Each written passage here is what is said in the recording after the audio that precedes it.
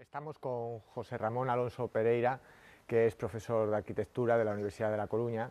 Viene con una ponencia interesantísima, la arquitectura de la Chita, 50 años después, donde de alguna manera hace una profunda reflexión el diálogo que mantiene el patrimonio industrial, el patrimonio arquitectónico industrial con el tejido urbano, y a su vez cómo el tejido urbano interpreta y se acopla al propio hito que puede llegar a suponer pues un monumento derivado del patrimonio arqueológico industrial. Háblenos en primer lugar un poco de esa dialéctica, de quién fagocita a quién, quién respeta a quién, cómo... En primer lugar, yo retrocedería a ese momento en que aparece el libro. En ese momento, el libro de Aldo Rossi es de 1966. Sí. En ese momento estamos descubriendo el patrimonio industrial. Se puede decir que es al mismo tiempo lo uno y lo otro. Entonces, claro, el libro no toma en cuenta el patrimonio industrial. El libro habla de la ciudad histórica, habla de la ciudad europea, habla de la ciudad, aunque no lo diga, de tamaño humano pequeño. Entonces, precisamente, el intento de reflexión, que ha estado perfectamente resumido, o sea, y eso nos puede interesar a nosotros ahora, ya no en ese campo que ya puede ser casi un lugar común, sino en el campo en el que en realidad nos estamos metiendo, que es en el mundo industrial. Ese era el intento y yo creo que ha estado perfectamente recogido.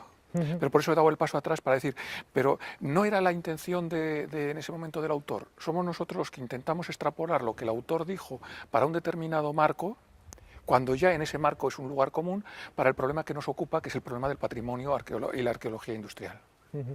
Esa arqueología industrial acaba convirtiéndose, tal como usted indicó, como tú indicaste en la conferencia, es el menhir de nuestro siglo XXI.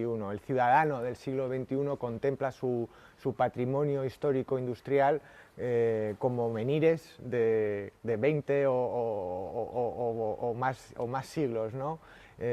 Pienso también en los obeliscos egipcios. ¿Cumplen esa función o cumplen alguna más? Yo creo que cumplen más funciones. El obelisco egipcio lo imaginamos como una cosa que la vemos ahora cerrada en sí misma, pero en su día también tenía otras actividades un poco plurales. Y eminentemente política, además. Y evidentemente política, y además en ese sentido una política que aunque casi no conocemos, pero también tenía una cierta componente social, por supuesto de una sociedad muy distinta de la nuestra. Claro. Yo creo que es el mismo papel que puede cumplir en este sentido un elemento de patrimonio industrial.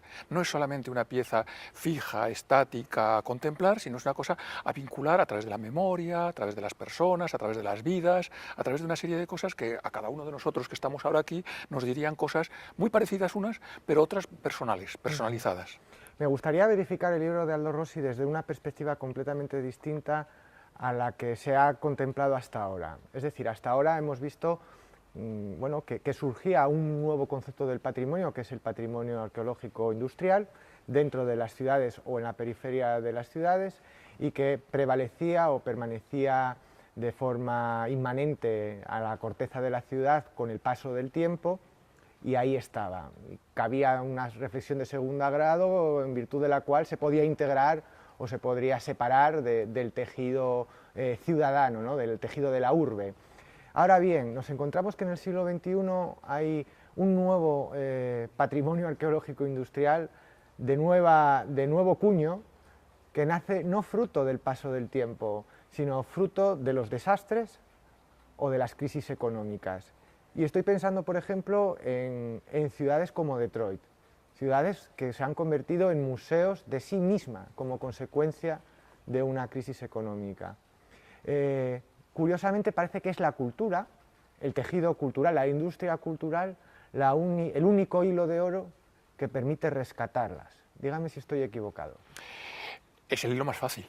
Y entonces muchas veces tendemos al hilo fácil. En ese sentido, no es que el hilo sea equivocado, pero lo que pasa es que habiendo muchas posibilidades, es obvio, eso es muy humano, tendemos a coger el más sencillo. Es decir, cualquier objeto en nuestros días, ya llevamos un cierto tiempo, no solamente ahora, el 2016, ya llevamos a lo mejor 20 años, pensando primero, ¿podíamos hacer de esto un museo o un centro de interpretación para explicar no sé qué más? Claro que podemos y además es correcto, pero no es lo único que podemos. hay otras opciones. Yo retrocedería, aunque el mundo es global, pero en el fondo nos movemos con más comodidad en el mundo europeo. Yo cogería, en vez de Detroit, cogería el ejemplo de Lille. Lille en Francia, o Lille en Francia, en principio, casi contemporáneo de este libro de Rossi, unos discípulos suyos, que los tenemos a efectos de arquitectura, pues casi consolidados como demasiado clásicos, como demasiado académicos, como demasiado serios, publican un libro antológico que es Los castillos de la industria. Precisamente el título lo ponen así, El Château de l'Industrie. En el fondo es la lectura del Lille industrial. Ese libro, que creo recordar que es del 70, o sea, es posterior al que estamos hablando, pero no, en el mismo momento cultural. Sería interesante decir, bueno, eso primero nos demuestra que en ese momento se pueden ver las dos cosas, una gente que está moviéndose en origen sobre los cascos históricos consolidados y en origen italianos, lo puede desplazar a los cascos históricos consolidados europeos. Hombre, sí, eso es fácil, pero al mundo industrial, sí, Los castillos de la industria, repito, sigue siendo un libro antológico. Pero sería interesante ver cómo en ese libro, en el que aparecen cosas que nosotros en nuestros días a lo mejor excluiríamos, al contrario, pensaríamos, sería difícil meter ninguno más, pero vamos, al contrario, a lo mejor incluso algunas cosas las quitaríamos, cómo se han visto después de 30, después de 40 años, ya no 50, pero 40 años. Y resulta que las que verdaderamente han tenido más éxito son aquellas que no han cogido la salida fácil, que es un centro cultural. Un centro de las distintas ramas de la cultura. ¿Por qué? Porque precisamente a lo mejor es lo que se intentó al principio, pero como en ese Lille industrial había demasiada industria, en ese juego, si se me permite la expresión de demasiada, era imposible que todo pudiera ser objeto cultural, y entonces ha habido que repensárselo, reinterpretarlo, reformularlo. Entonces, todavía en un medio próximo, por eso se acaba el ejemplo de Detroit para volver a un ejemplo europeo, cada ejemplo es un mundo. Y en este caso, la industria absolutamente obsoleta de Lille, sin embargo, ha podido servir para plantear una nueva lectura de ciudad. Hoy en día, Lille es una ciudad que a nosotros nos puede interesar como europeos, ellos mismos lo publicitaban un poco así, pero que desde Asturias lo entenderíamos mucho mejor, porque se definen como el centro de la Y. Pero no de nuestra Y, Oviedo, Gijón, Avilés, sino de una Y que sería París, Londres, Colonia, que en el fondo quiere decir Berlín, pero más lejos. Sí. Dicen, el centro somos nosotros. ¿Por qué? Porque en ese sentido, de repente, la lectura de ese Lille industrial la hacen a través de un mundo en el cual las distancias importan en función de los tiempos, y entonces, en función de los tiempos y con los de repente hemos tenido que reconvertir una ciudad, y lo ha hecho con una facilidad pasmosa. O sea, el concepto del nudo de las comunicaciones. Exactamente. ¿No? Y entonces, de repente, eso ha obligado a reinterpretar la industria. Entonces, en este sentido, ¿por qué pongo este ejemplo? Pues, primero porque estamos hablando del libro de los castillos de la industria, que es un libro mítico, que se pudo hacer, sí, en su época fue un progreso, pero sobre todo porque nos ofrece una oportunidad de poder hacerlo nosotros también aquí.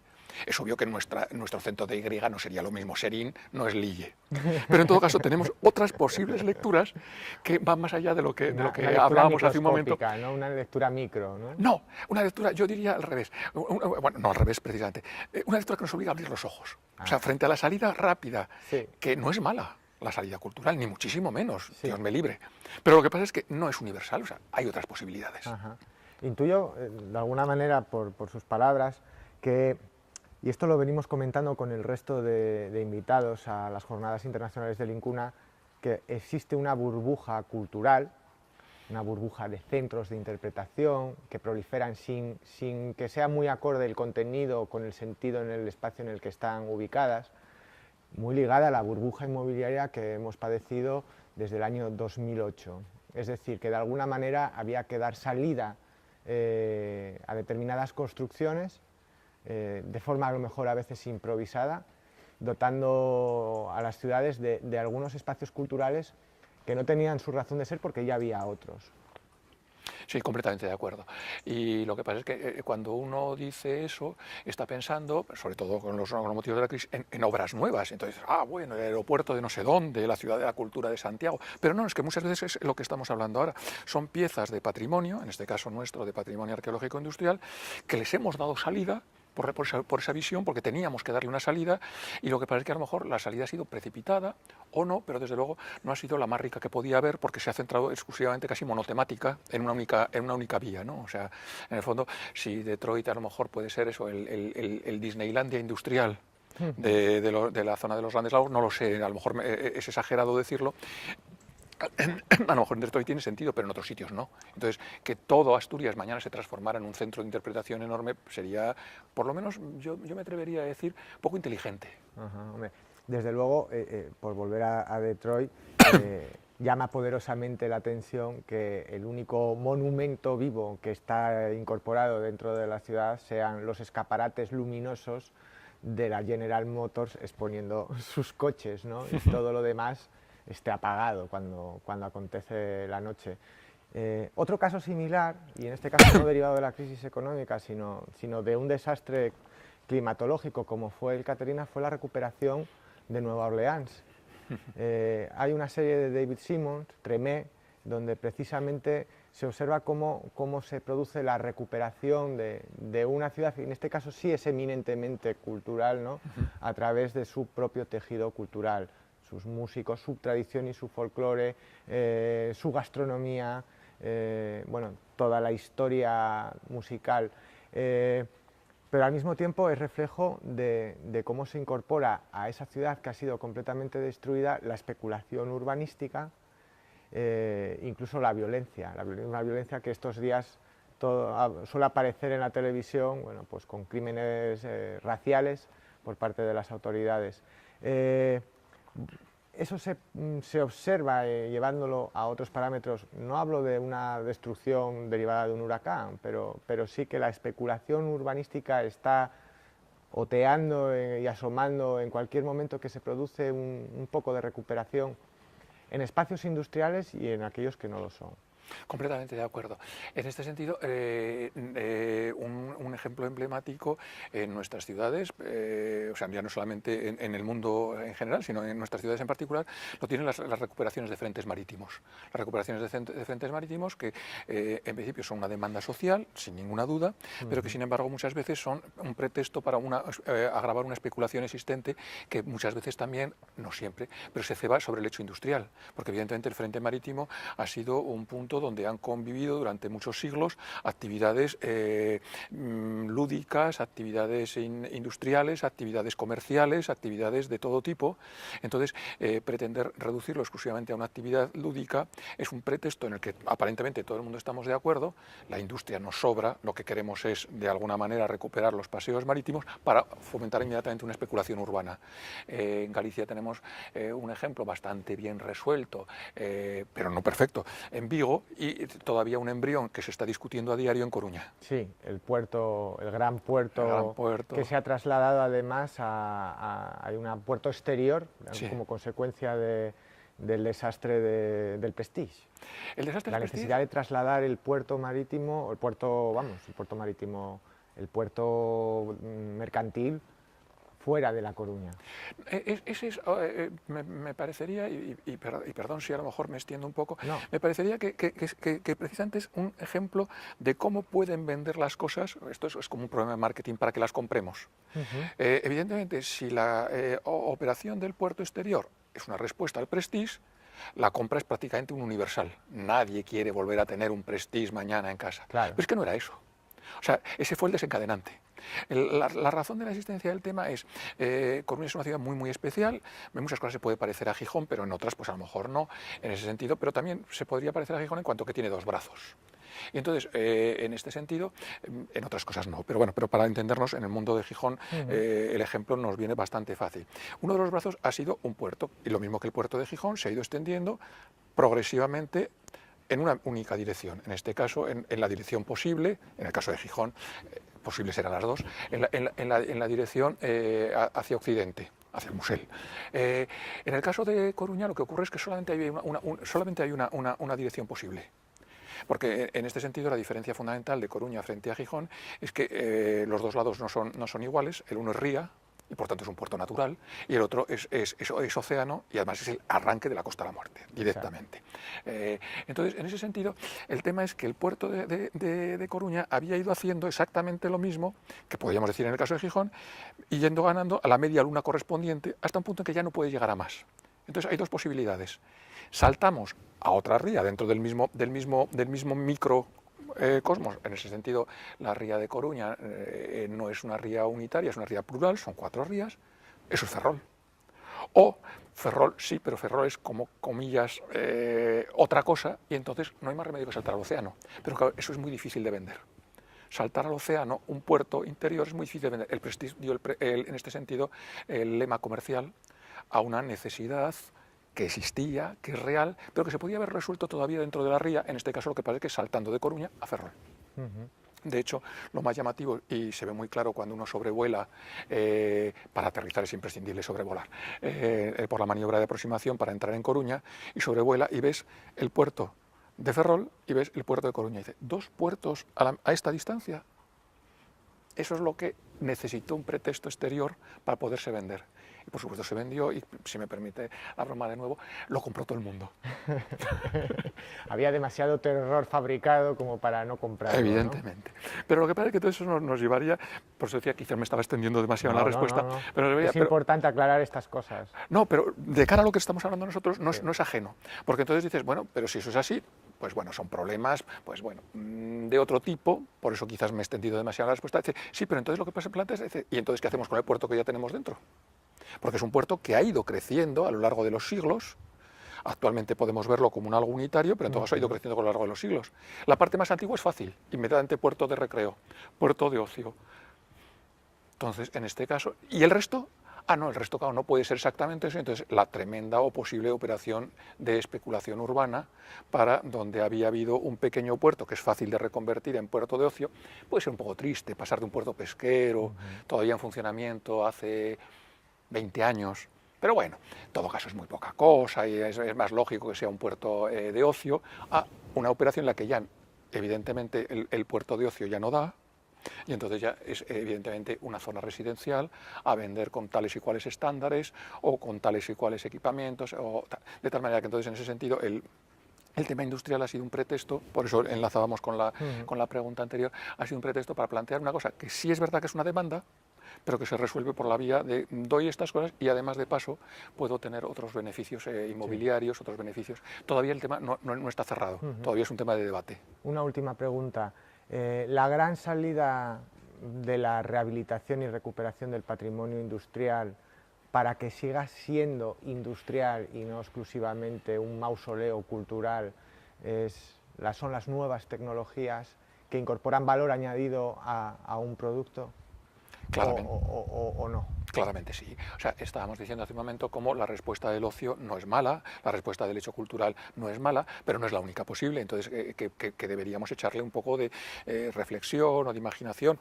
Es lo que acabo de hacer ahora mismo, ¿no? O sea, realmente la industria debe seguir funcionando, pero lo que pasa es que a lo mejor no tiene que ser exactamente la misma industria que existía anteriormente. Eso en arquitectura, a lo largo de los siglos, lo hemos visto con otros sujetos culturales, o sea, que es perfectamente posible hacerlo, hagámoslo. O sea, en principio se puede seguir manteniendo un uso, lo que pasa es que no exactamente momificado para que sea en el fondo una imagen cultural, un centro de interpretación de sí mismo. O sea, no se trata de hacer un parque temático de las naves de Ensidesa, no se trata de hacer un parque temático de las naves las tremendas naves de fabricación de aluminio. Hace un momento estábamos hablando de las de Coruña. O sea, lo que pasa es que en principio eso lo que lleva consigo es a plantearse si en vez de tener el Valle de Detroit podemos tener el Silicon Valley. O otras cosas que de alguna manera pudiéramos plantearnos. Claro. A lo mejor al lado de esas tremendas naves de aluminio, decíamos de Coruña, es que hace un momento en la pausa de café lo hemos estado comentando, ¿no? Entonces, a lo mejor que esa sería estupendo, porque al lado mismo está Zara, Inditex, o sea, de alguna manera podría ser. Claro, eso exige una... Sí, pero seguiríamos manteniendo lo que en el fondo es la razón de ser de un patrimonio industrial. Los grandes centros de Big Data necesitan grandes espacios, grandes contenedores para incorporar procesadores, ¿no? Absolutamente. La famosa nube que todo el mundo cree que está en la nube, no, está en sitios físicos. Pero es que aparte de eso, para producir esa nube hace falta unos elementos materiales, además hace falta unos elementos de otras cosas. Pues en esa misma idea, yo hace un momento le decía, Inditex, bueno, esto, otra serie de cosas, es evidente que son salidas, en principio a lo mejor menos fáciles, en cuanto que nos exigen pensar 5 minutos que la trivial y habitual, pero son mucho más propias de un patrimonio industrial y no de un patrimonio simplemente museístico, turístico, etcétera, ¿no? José Ramón, ha sido un gran placer tenerle con nosotros. Muchas gracias. Encantado.